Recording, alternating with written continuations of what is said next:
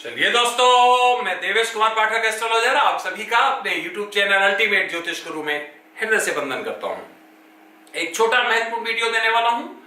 जो 5 राज्यों में चुनाव हो रहे हैं उनमें बंगाल के बारे में मैं ऑलरेडी आपको दे चुका हूं। अब 4 राज्यों के बारे में मैं आपको शॉर्ट में बताने जा रहा हूं कि किस राज्य में किसकी सरकार बनेगी। अगर अभी तक आपने चैनल सब्सक्राइब नहीं किया है तो प्लीज चैनल सब्सक्राइब कर लीजिए, शेयर करिए, अच्छा लगता है तो लाइक करिए। चलिए आगे चलते हैं। देखिए, बंगाल के बाद अगर कोई सबसे महत्वपूर्ण राज्य है नॉर्थ ईस्ट में तो वो असम है। अब असम में क्या परिस्थिति बनने वाली है? देखिए, मेरे पास असम के अभी तक कैंडिडेट्स नहीं हुए हैं, पता नहीं किसी भी राज्य के नहीं हुए हैं। तो ये जो हमने कैलकुलेट किया है वो मेन जो राजनीतिक दल है उसी आधार पे किया है और उसी आधार पे मैंने एक कैलकुलेशन किया है। हो सकता है कि इलेक्शन से पहले मैं और आपको 1-2 वीडियो दूं जिसमें मैं बताऊं कि क्या परिस्थिति, क्योंकि अभी सबके डिटेल्स मेरे पास नहीं है। तो जिस विधि से मैं निकालता हूं उस विधि से जितना क्रिस्टल क्लियर, जितना एक्यूरेट निकाला जा सकता है वो निकालने का प्रयास किया है। तो चलिए शुरू करते हैं। सबसे पहले लेते हैं हम असम। असम में सबसे बड़ी पार्टी जो निकल के आ रही है वो बीजेपी आ रही है। असम में बीजेपी जो है, सीट्स जो मैंने इसकी निकाली हैं वो 61 निकाली हैं। अब ये 61 जो निकाली हैं वो काफी टाइट करके निकाली हैं। इसका मतलब क्या हो गया कि ये लगभग 64 आ रही थी, लेकिन ड्यू टू 3 सीट्स जो हमारा जो कैलकुलेशन में आ रहा था प्रॉब्लम, तो मैंने इसको 61 निकाला है, क्योंकि कैलकुलेशन को उसी हिसाब से फिक्स किया है कि कम हो जाए कोई बात नहीं, ज्यादा नहीं हो। तो 61 सीट्स आ रही हैं, इसको हम 64 तक एक्सटेंड कर सकते हैं। 61 जो मैंने बताया 3 सीट्स का अंतर है, तो बीजेपी की इतनी सीट्स आ रही हैं। इसका मतलब 126 वहां पर टोटल सीट्स हैं। अगर 60 बनाती हैं तो फिर एक बार किसी का सहारा लेना पड़ेगा और 64 की परिस्थिति बनती है तो बीजेपी अपना सरकार बना लेगी। आज की डेट में जो कैलकुलेशन मैंने निकाला वो ये है।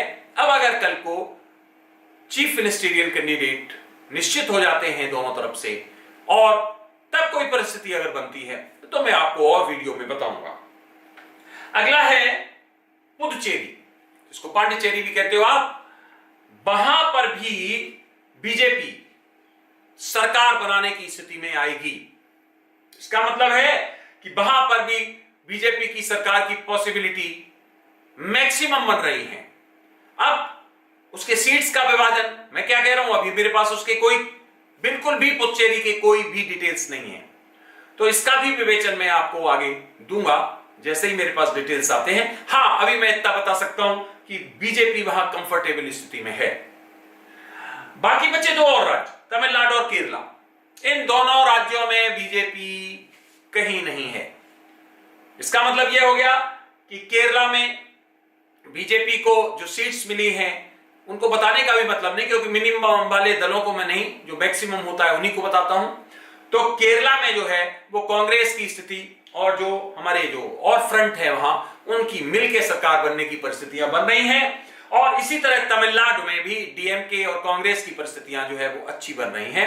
अब इसके बाद में अगर कोई चेंज होता है, कोई और परिस्थिति बनती है तो फिर मैं आपको बताऊंगा। तो इसका मतलब क्या हो गया, अगर ओवरऑल लें हम तो बंगाल में बीजेपी बहुत कंफर्टेबल स्थिति में है, असम में बहुत कंफर्टेबल नहीं है लेकिन फिर भी लगभग कंफर्टेबल है, और पुदुचेरी में भी वही स्थिति है कि ये भी वहां गेन, इसका मतलब हम कहेंगे कि कंफर्टेबल स्थिति में जा रहे हैं। तो हमारी जो एस्ट्रोलॉजिकल कैलकुलेशन है, हमारी जो विशेष कैलकुलेशन है, उसके आधार पर इन 3 राज्यों में ये नंबर 1 पार्टी रहेगी। इसका मतलब इसकी परिस्थितियां बहुत अच्छी रहेंगी। बाकी 2 राज्यों में जिसमें केरला और तमिलनाडु है, इसमें बीजेपी पहले से परिस्थिति जरूर सुधरेगी, लेकिन आसपास भी नहीं होगी कहीं अपनी सरकार बनाने की। एक प्रोबेबिलिटी बन रही थी तमिलनाडु में, वो उनका स्वास्थ्य खराब हो गया। आपको पता होगा रजनीकांत जी का, क्योंकि वो उसी समय उनको एकदम प्रॉब्लम हो गई थी। तो वो हो सकता है कि अभी भी इसको समर्थन दे दें, या इस तरह की परिस्थिति है, क्योंकि बीजेपी की तरफ उनका झुकाव था, जो मैंने आपको एक वीडियो में बताया था। तो बीजेपी गेन कर सकती है कुछ सीटें, लेकिन सरकार बनाने की स्थिति में इन दोनों राज्यों में बीजेपी कहीं भी नहीं दिखाई दे रही है। तो फ्रेंड्स, ये आपने वीडियो देखा, इसमें मैंने बताया आपको 4 राज्यों के बारे में, असम, पांडिचेरी, केरला और तमिलनाडु। बंगाल ऑलरेडी मैं आपको वीडियो अलग से दे चुका हूं। तो बस इस वीडियो में बस इतना ही। अगर आपको मुझे और कुछ इंफॉर्मेशन देनी होगी, क्योंकि इसके बारे में भी आपके बहुत रिक्वेस्ट आ रहे थे कि अलग अलग राज्यों का प्लीज बता दीजिए, किसकी परिस्थिति अच्छी रहने वाली है, क्या होने वाला है, तो वो मैंने प्रयास किया है शॉर्ट में बताने का। अगर जरूरत होगी तो मैं और इन स्टेट्स को आगे स्प्लिट करके बता दूंगा, और नहीं तो जो मैंने बताया है वो वीडियो आप देखिए और समझ लीजिए कि आगे क्या परिस्थितियां होने वाली हैं। ये वीडियो आपने देखा, उसके लिए बहुत बहुत धन्यवाद, अपना समय दिया। आप सभी को मेरी तरफ से ओम नमः शिवाय, नमस्कार।